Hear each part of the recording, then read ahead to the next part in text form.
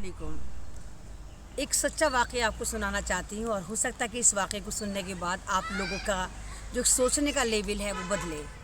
एक बहुत गरीब लड़की का रिश्ता अमीर घराने में हो जाता है।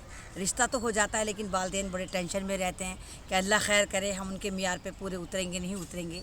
अचानक लड़के वालों का फ़ोन आता है, वो कहते हैं कि हम जहेज़ की लेनदारी और देनदारी के चक्कर में आपसे बात करना चाहते हैं।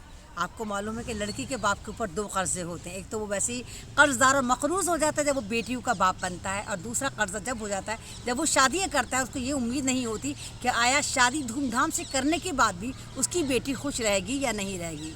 जैसे तैसे दिन आते हैं और ससुर साहब यानी समधी साहब उनके पास आके मुलाकात करते हैं, और लड़की के बाप का दिल हलक में रहता है कि नामालूम ये कौन सी चीज़ की डिमांड कर दे, क्योंकि उनके पास सिवाय सफ़ेद पोशी के कुछ नहीं था।